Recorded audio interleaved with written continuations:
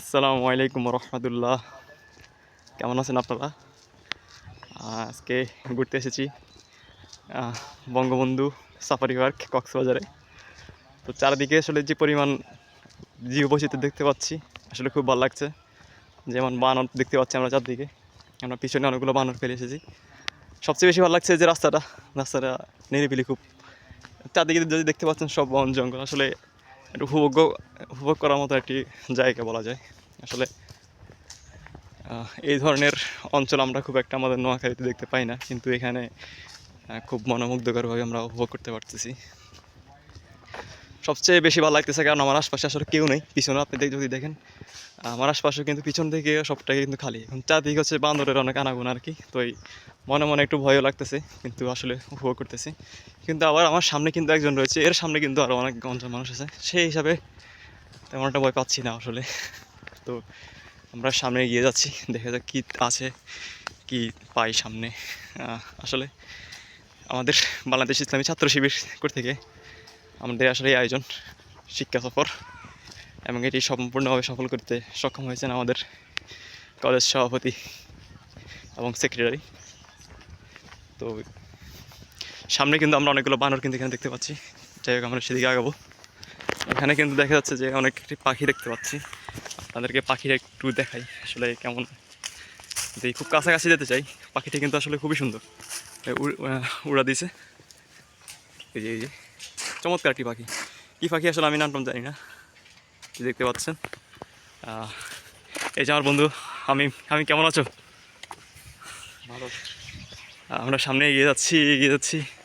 এই সামনে কিছু পাখি আছে, আপনারা দেখতে পাচ্ছেন কিনা জানি না।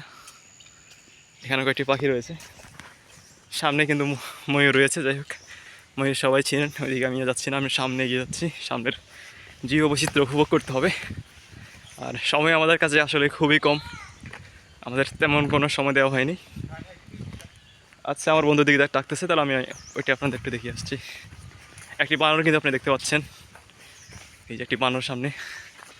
আসলে খুবই মনোমুগ্ধকর আসলে জায়গাটি, খুবই আনন্দ আসতে পেরেছি। দেখেন একটি বানর এখন কি আমাকে আক্রমণ করে কিনে ভয় লাগতেছে। সামনে এগিয়ে যাবো, আসো।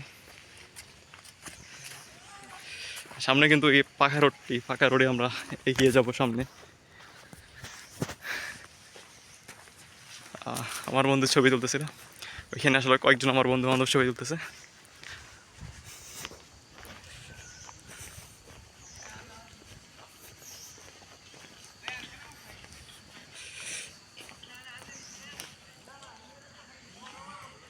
সবচেয়ে ভালো লাগা জায়গাটি হচ্ছে রোডটি সবচেয়ে সুন্দর লাগতেছে।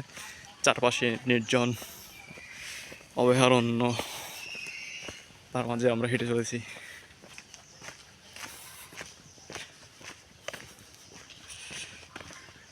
আপাতত আশপাশে কোনো বাহনও দেখতে পাচ্ছি না।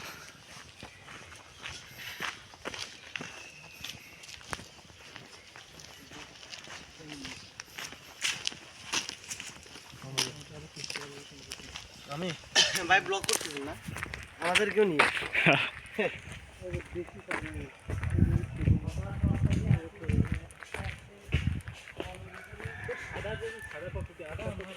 এরা আমাকে নিয়ে মজা করলো টুকটাক। তার সামনে এগিয়ে যাচ্ছে। আসলে এখানে তেমন কিছু দেখতে পাচ্ছি না, কোনো বানর দেখতে পাচ্ছি না। আসলে শুরুর দিকে প্রচুর পরিমাণে বানর ছিল, একটু ভয় পাচ্ছিলাম, কিন্তু এখন তেমন কিছু আসলে চোখে পড়তেছে না। তো আমরা সামনে এগিয়ে যাচ্ছি, সামনে কি থাকে। এদিকে আমার বন্ধু হামিম অনেক পিছনে পড়ে রয়েছে, তাকে আমরা দেখতে পাচ্ছি না। সামনে কি দেখতে পাই সেটা হচ্ছে সব প্রথমবার এসেছি, তো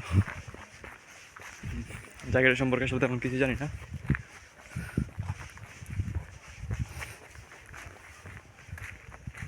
আচ্ছা, এটা গাছের বৈজ্ঞানিক নাম সহ দেওয়া আছে, সাইন্টিফিক নেম। তো সেদিকে না যে আমার সামনে আসলে কী থাকে সেদিকে এগিয়ে যাচ্ছি।